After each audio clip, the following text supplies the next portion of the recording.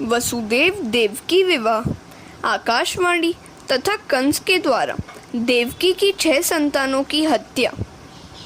इधर मथुरा में विवाह करने के लिए वसुदेव आए। वसुदेव देवकी का विवाह हुआ। स्वयं कंस ने ही वर वधू का रथ चलाया। कंस वसुदेव को बहुत सताए तो भगवान का प्राकट्य शीघ्र हो जाए। भक्तों के दुख भगवान से सहे नहीं जाते। पापी का दुख भगवान साक्षी के रूप में देख लेते हैं और सह लेते हैं, किंतु पुण्यशाली का दुख उनसे सहा नहीं जाता। आकाशवाणी सुनाई दी, हे कंस, देवकी की 8वीं संतान तेरी हत्या करेगी। कंस ने आकाशवाणी सुनी तो वह तलवार लेकर देवकी की हत्या करने के लिए तैयार हो गया। तो वसुदेव उसे समझाने लगे, जो आया है वह जाएगा, जिसका जन्म हुआ है उसकी मृत्यु भी होगी। इसलिए तो महात्मा जन मृत्यु को टालने का नहीं, सुधारने का प्रयत्न करते हैं। मृत्यु का निवारण अशक्य है। शीर्यते इति शरीरम, शरीर का नाश तो होगा ही। वैर न करो। वैर या सुख की वासना मृत्यु भ्रष्ट करती है।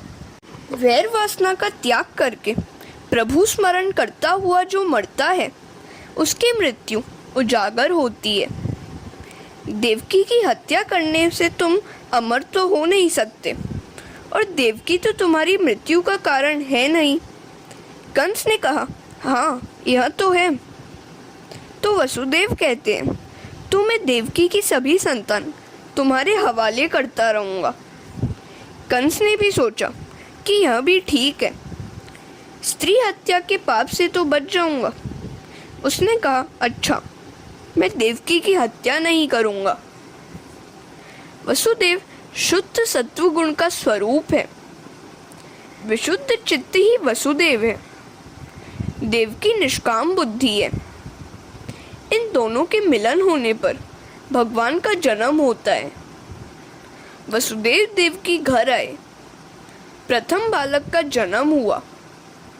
वसुदेव ने बालक कंस को दे दिया। कंस का हृदय पिघला। इस बालक को मारने से मुझे कोई लाभ नहीं होगा। 8वां बालक मुझे मारेगा। यह तो पहला है, मैं ऐसे मारूंगा नहीं। 7 बालकों को अपने पास ही रखना। मेरा काल होने वाला 8वां बालक ही मुझे दे देना। वसुदेव जी बालक लेकर वापस लौटे। नारद जी ने सोचा कि यदि कंस यह अच्छाई करने लगेगा तो पाप कैसे कर पाएगा, और यह पाप नहीं करेगा तो भगवान अवतार नहीं लेंगे। कंस का पाप नहीं बढ़ेगा तो वह शीघ्र मरेगा भी नहीं। पाप न करने वाले को भगवान जल्दी मारते नहीं हैं। ईश्वर तो किसी को भी नहीं मारते, मनुष्य को उसका पाप ही मारता है। हमेशा 2 वस्तुओं से डरते रहो, पाप से और ईश्वर से। नारद जी कंस के पास आए और कहा, कंस तू तो बहुत भोला है, देव तुम्हें मारने की सोच रहे हैं। वसुदेव के बालक को छोड़कर तुमने अच्छा नहीं किया। कोई भी बालक 8वां हो सकता है। यदि 8वें बालक को पहला माना जाए तो वह पहला बालक 8वां माना जाएगा। कंस कहता है, तो क्या मैं सभी बालकों की हत्या करता रहूं? नारद जी ने सोचा कि यदि मैं सम्मति दूंगा तो मुझे भी बाल हत्या का पाप लग ही जाएगा। दूसरों को पाप की प्रेरणा देने वाला भी पापी है। नारद जी ने कहा, राजन, मैं तो तुम्हें सावधान करने के लिए आया हूँ। तुम्हें जो ठीक लगे वही करते रहना। और वे नारायण नारायण बोलते हुए चले दिए। नारद जी ने कंस के पाप को बढ़ाने के हेतु ही उसे उल्टा सीधा पड़ा दिया। हरे कृष्णा। कंस ने वसुदेव देवकी को कारागार में बंद कर दिया। बिना अपराध ही बंधन में बंध गए। फिर भी उन्होंने मान लिया कि शायद ईश्वर को यही पसंद है। यह तो भगवान की कृपा ही है कि उनका नाम स्मरण करने के लिए एकांतवास मिला है। अतिशय दुख को भी प्रभु की कृपा ही समझनी चाहिए। कंस अभिमान है, वह जीव मात्र को बंद किए रहता है। सभी जीव इस संसार रूपी कारागृह में बंद हैं। हम सब बंदी हैं। जीव जब तक काम के अधीन है तब तक वह स्वतंत्र नहीं है। सभी बंदी ही है। वसुदेव देव की कारावास में भी जागृत थे, जबकि हम तो सोए ही रहते हैं। हमारा जीव कारागृह के एकांत में जागृत होने की अपेक्षा सोया ही रहता है। संसार में जो जागृत रहता है वही भगवान को पा सकता है। जो जागत है वह पावत है, जो सोवत है वह खोवत है। जो भगवान के लिए जागता है उसे ही भगवान मिलते हैं। कबीर जी ने कहा है, सुखिया सब संसार है, खावे अरु सोवे। दुखिया दास कबीर है, जागे अरु रोवे। कबीर उनके लिए जागे और रोए सो उन्हें भगवान मिले। मीराबाई भी उनके लिए जागी और रोई सो उन्हें भी भगवान मिले। कंस ने देवकी की 6 संतानों की हत्या कर दी। माया का आश्रय लिए बिना भगवान अवतार नहीं ले सकते। शुद्ध ब्रह्म का अवतार हो ही नहीं सकता। यदि ईश्वर शुद्ध स्वरूप से आए तो जो भी उनका दर्शन पा सके उसका उद्धार हो जाए। यदि ईश्वर शुद्ध स्वरूप से आए तो सचमुच उनके दर्शन से सबका उद्धार हो जाए। दुर्योधन ने द्वारिकाधीश के दर्शन तो किए थे, किंतु माया से आवृत प्रभु के दर्शन किए थे। जो निरावृत ब्रह्म का साक्षात्कार पाता है उसे मुक्ति मिलती है। मायावृत ब्रह्म के दर्शक की मुक्ति नहीं होती। संभव है भगवान के अवतार के समय हम कीड़े मकोड़े होंगे। हमने भगवान के दर्शन तो किए होंगे, फिर भी आज तक हमारा उद्धार नहीं हो पाया। योग माया का आगमन हुआ। उन्होंने 7वें गर्भ की रोहिणी के उदर में स्थापना की। रोहिणी सगर्भा हुई और दाऊजी महाराज प्रकट हुए भाद्रपद शुक्ल एकादशी के दिन। बलदेव शब्द ब्रह्म का स्वरूप है। पहले शब्द ब्रह्म आता है और बाद में परब्रह्म। बलराम का आगमन होने पर परब्रह्म गोकुल में आते हैं। दाऊजी ने आंखें खोली ही नहीं। जब तक मेरा कन्हैया नहीं आएगा मैं आंखें नहीं खोलूंगा। यशोदा जी पूर्णमासी से बलराम की नज़र उतारने की विनती करती हैं। पूर्णमासी कहती है कि यह तो किसी का ध्यान कर रहा है। इस बालक के कारण तेरे घर बालकृष्ण पधारेंगे। यशोदा ने सभी को प्रसन्न किया। यश सभी को दोगे और अपयश अपने पास रखोगे तो कृष्ण प्रसन्न होंगे। जीव तो ऐसा दुष्ट है कि यश अपने पास रखता है और अपयश दूसरों के सिर मढ़ देता है। यशोदा मतलब यश ददाती इति यशोदा। जो दूसरों को यश देती है वह यशोदा है। जो सभी को आनंद देता है वही नंद है। हरे कृष्णा। विचार, वाणी, वर्तन, सदाचार से जो अन्य को आनंद देता है उसी के घर भगवान पधारते हैं। जो सभी को आनंद देता है उसी को परमानंद मिलता है। नंद बाबा ने सभी को आनंद दिया, सो उनके घर परमानंद प्रभु आ गए। सभी गोपाल शांडिल्य ऋषि के पास आए। महाराज, कुछ ऐसा कीजिए कि नंद जी के घर पुत्र का जन्म हो। शांडिल्य के कहने पे सभी एकादशी का व्रत करने लगे। एकादशी महाव्रत है। एकादशी के दिन पान सुपारी खाना या सोना भी निषिद्ध है।